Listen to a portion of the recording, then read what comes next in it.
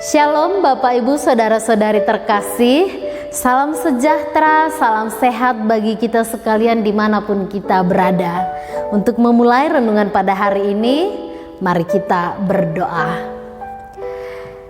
Ya Tuhan yang begitu baik dalam kehidupan kami memuji Engkau dan kami ingin bersekutu bersama dengan Engkau. Berbicaralah ya Allah, kami telah siap mendengar. Di dalam nama anakmu Yesus Kristus kami berdoa. Amin. Ayat Alkitab yang menjadi renungan pada kita hari ini diambil dari 2 Korintus 8 ayat 9. Karena kamu telah mengenal kasih karunia Tuhan kita Yesus Kristus, bahwa Ia yang oleh karena kamu menjadi miskin, sekalipun Ia kaya, supaya kamu menjadi kaya oleh karena kemiskinannya. Saudara-saudari, pengorbanan yang dilakukan oleh Yesus membuat hidup kita menjadi berharga. Jauh dari apa yang kita pikirkan, Dia sediakan dengan meninggalkan kemegahannya. Ia menjadi miskin sekalipun Ia kaya. Ia tidak memilih untuk menjadi orang terhormat sekalipun Ia sanggup untuk melakukannya, supaya manusia yang dikasihinya menjadi kaya dan berharga. Itulah kasih karunia Tuhan Yesus Kristus yang memberikan kekayaan kehidupan rohani, yaitu keselamatan kepada manusia.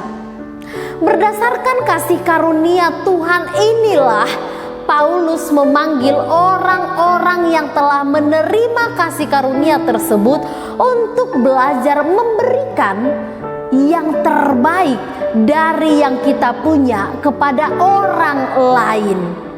Sebagaimana Yesus telah melakukannya, panggilan ini menjadi panggilan bagi kita. Kalau Yesus sedemikian baiknya menunjukkan kepeduliannya kepada manusia, kita juga sebagai orang-orang yang telah diperkaya di dalam rohani, hendaknya mau peduli kepada sesama kita dan memberikan yang terbaik kepada sesama kita. Bertindaklah sebagai orang yang memberi, sebab kita telah menerima. Berikanlah dari apa yang kamu miliki, bukan dari apa yang tidak kamu miliki. Kita diminta untuk menciptakan kehidupan yang seimbang, dengan saling mempedulikan sesama, dengan saling peka terhadap kebutuhan sesama, membuka tangan, mengulurkan bantuan kepada mereka yang berkekurangan. Setiap orang yang mendapatkan berkat atau karunia yang lebih banyak dari orang yang lain, ia memiliki panggilan dan tanggung jawab untuk memberi dan menolong lebih banyak orang yang berkekurangan. Ketika ada yang lebih, itu bukan berarti untuk penimbunan demi kepentingan diri sendiri, melainkan untuk memenuhi yang berkekurangan. Saudara-saudari yang terkasih di dalam nama Tuhan Yesus Kristus, saat ini keadaan kita sedang tidak baik-baik saja. Secara khusus karena COVID-19, kehidupan kita berubah. Kita semua mengalami dampak dari COVID-19, kita semua. Tetapi saya yakin dampak yang kita alami berbeda-beda. Ada yang terkena dampak dalam porsi yang parah. Artinya ada yang di PHK, ada yang gajinya tidak keluar, ada yang usahanya harus ditutup. Tapi ada juga yang dalam skala sedang-sedang. Namun ada juga skala yang tidak begitu parah. Maka marilah kita membuka hati dan tangan kita untuk saling menopang, saling menguatkan, berbagi. Kelemahan dan kekurangan yang ada harus menjadi kelemahan dan kekurangan kita bersama. Artinya kita harus berjuang bersama-sama melewati masa-masa sulit saat ini.